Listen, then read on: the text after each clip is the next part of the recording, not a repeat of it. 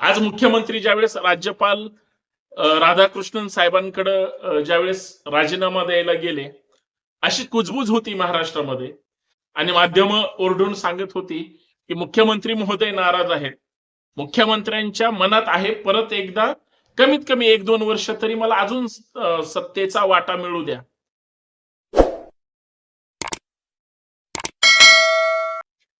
आज मुख्यमंत्री एकनाथ शिंदे साहेबांचा कार्यकाळ संपला आणि ज्यावेळेस ते राज्यपालांकडे राजीनामा द्यायला गेले आणि राजीनामा देत होते, प्रचंड वाईट वाटत होतं.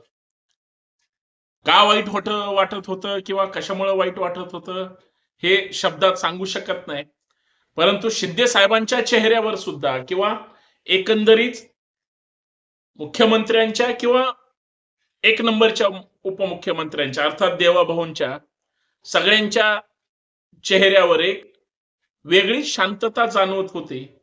आणि एका कुठल्या तरी प्रसंगामध्ये ज्यावेळेस मुख्यमंत्री आणि उपमुख्यमंत्री म्हणजे शिंदे साहेब आणि देवाभाऊ ज्यावेळेस एकत्र आले, त्यावेळेस ते एकमेकांशी पाहणं सुद्धा त्यांनी पसंत केलं नाही. काहीतरी घडतंय, पण काय घडतंय हे महाराष्ट्राला समजलं पाहिजे. एकनाथ शिंदे साहेबांनी उद्धव ठाकरेंसोबत शिवसेनेसोबत काय केलं उभ्या महाराष्ट्राला माहितीये. 40 आमदारांना घेऊन त्यांनी फडणवीस साहेबांसोबत सत्ता स्थापन केली. त्यावेळेस केंद्रीय नेतृत्वाने होय आता भाजपची सत्ता आली पाहिजे, 2.5 वर्ष कोविडचा काळ आम्ही सत्तेच्या बाहेर होतो, पण आम्ही आता सत्तेत राहू शकत नाही म्हणून शिंदे साहेबांसोबत त्यांचं जे काही गॉटमॅट झालं, झंगाट झालं, त्याच्यातून नवीन सत्ता समीकरणं महाराष्ट्रासमोर आली हे उभ्या महाराष्ट्राला माहिती. आणि शिंदे साहेबांचा एक संयमी बाणा किंवा त्यांचा लोकांमध्ये असलेला लोकसंपर्क, त्यांनी जोडलेली लोक, ह्याच कर्तृत्वाच्या जीवावर त्यांनी 2.5 वर्ष सगळ्यांना सोबत घेऊन काम केलं. तुमच्या माझ्या सहित टीकाकारांनी आपली आपली मतं व्यक्त केली, परंतु या सगळ्या ह्याच्यामध्ये एक गोष्ट लक्षात घेण्यासारखी आहे. लाडकी बहीण योजना असेल, महिलांसाठी ती लाभदायक आहे की नाही, महाराष्ट्रासाठी महत्वाची आहे की नाही, परंतु महिलांना न काही करता, काम करता किंवा कुणालाही न मागता मिळणारे 1500 रुपये आणि अचानक 3 महिन्याचे 4,500 किंवा डायरेक्ट 7,500 महिलांच्या चेहऱ्यावर आनंद आणणारे आहेत. आणि त्याच बाजूला मग वेगळ्या वेगळ्या योजना असतील, सरकारच्या प्रति लोकांच्या सद्भावना असतील, विरोधक आणि विरोध करणारे आणि ज्यांना काहीच नाही मिळाले भरपूर लोक आहेत. पण या सगळ्या ह्याच्यामध्ये महाराष्ट्राचा विचार ज्या राज्यकर्ते म्हणून, मायबाप सरकार म्हणून करायला पाहिजे होता, कदाचित केंद्र आणि राज्याच्या सहकार्यातून ते झालं असावं, नाकारता येणार नाही. म्हणजे हे काहीच कामाचे नाहीत आणि एकदम म्हणजे करंटे होते असं म्हणण्याची हिंमत कुठल्याही विरोधकांमध्ये सुद्धा नसेल. पण ज्यावेळेस या सगळ्या योजनेचं त्यांच्या होय हे आपलंच सरकार आहे, तुमचं सरकार आहे, गोरगरिबांचं सरकार आहे असं म्हणून शिंदे साहेबांनी महाराष्ट्रातल्या जनतेला त्याला विश्वास दिलं म्हणा, फसवलं म्हणा किंवा तात्पुरतं ह्यांचं मुख्यमंत्री पद त्यांना ओढत न्यायचं होतं म्हणून म्हणा, लोकांनी त्यांनी मान्य करायला लावलं आणि लोकांनी त्यांना मतदान केलं.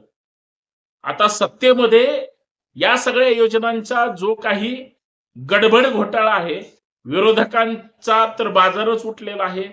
महाविकास आघाडी 100% उद्ध्वस्त झालेली आहे आणि तिन्ही पक्ष इतर सहयोगी त्यांच्या युतीतल्या पक्षांना अर्थात त्यांच्या सोबत ज्यांनी युती केली त्यांना विचारलं नाही, विश्वासात घेतलं नाही आणि प्रत्येक महाविकास आघाडीतल्या नेत्याचा अहंकार, त्यांचा अति आत्मविश्वास आणि सगळ्यात महत्वाचं महाविकास आघाडीतल्या नेत्यांमधली अंतर्गत लाथाडी, गटबाजी, याच्यातून महाविकास आघाडीचा पराभव झाला. तो सत्ताधाऱ्यांच्या, शिंदे साहेबांच्या, फडणवीसांच्या, पवारांच्या पथ्यावर पडला. म्हणून रेकॉर्ड ब्रेक यश आतापर्यंत कधीच मिळालं नव्हतं, ते भाजपला मिळालं.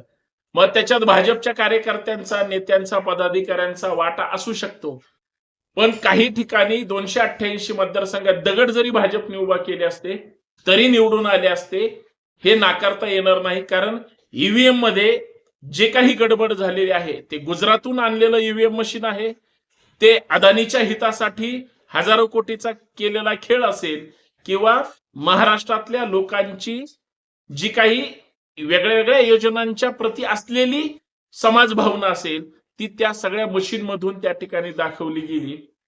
पण हे सगळं महाराष्ट्राला माहित जरी असलं तरी महाराष्ट्रात आता दुसरा एक अध्याय सुरू होतोय आणि तो चमत्कार घडलाय.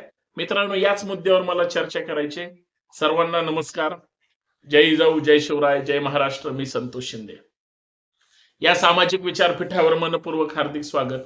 विनंती एवढीच आहे, व्हिडिओ शेवटपर्यंत पहा, जास्तीत जास्त शेअर करा आणि सगळ्यात महत्वाचं बेल आयकॉन प्रेस करायला विसरू नका.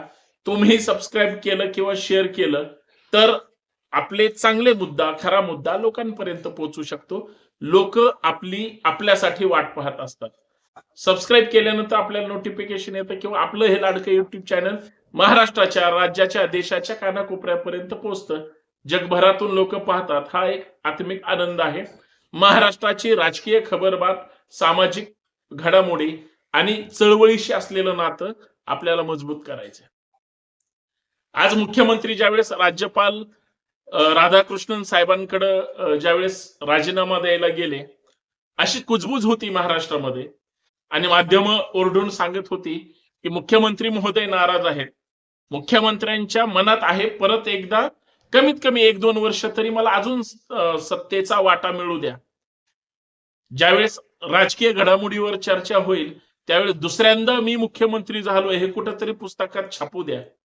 आणि सगळ्यात महत्वाचं की माझ्या कामावर, माझ्या कर्तृत्वावर आणि माझ्या नेतृत्वावर उभ्या महाराष्ट्राने इतकं घवघवीत यश जर दिलं असेल तर मात्र त्याचं क्रेडिट मला मिळालं पाहिजे, असं शिंदे साहेबांच्या मनात वाटतंय. आणि शिंदे साहेबांना असं वाटत होतं किंवा शिंदे साहेबांच्या नेत्यांना, त्यांच्या कार्यकर्त्यांना वाटत होतं की शिंदे साहेब परत एकदा मुख्यमंत्री झाले पाहिजे.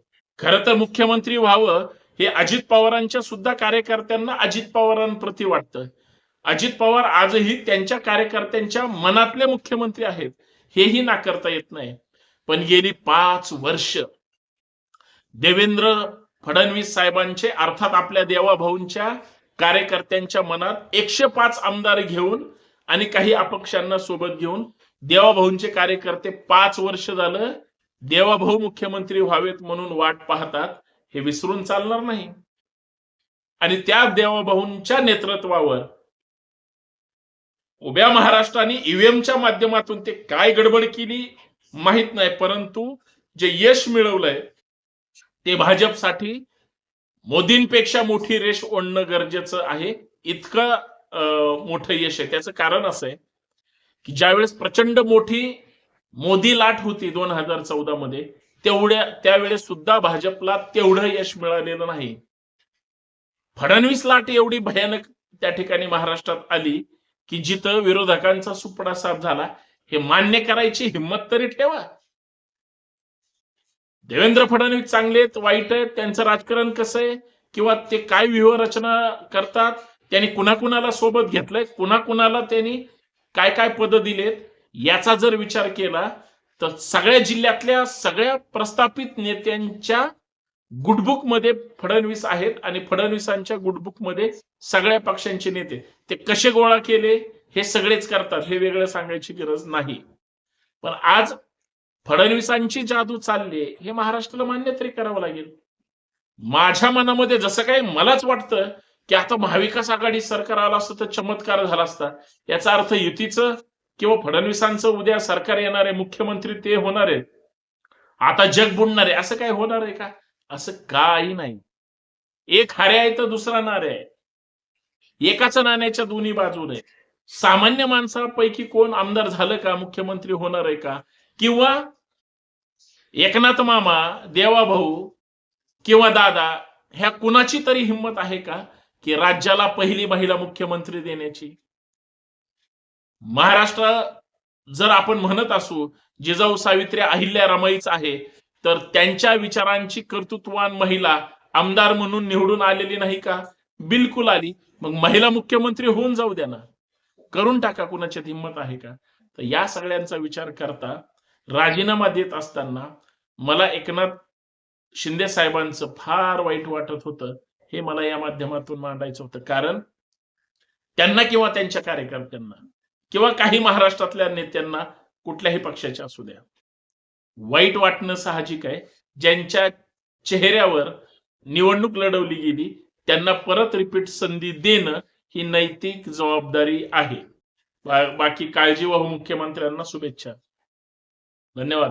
जय जिजाऊ, जय शिवराय, जय महाराष्ट्र. विनंती एवढीच आहे, व्हिडिओ जास्तीत जास्त शेअर करा आणि आपलं हे चॅनल सबस्क्राईब करायला विसरू नका. धन्यवाद.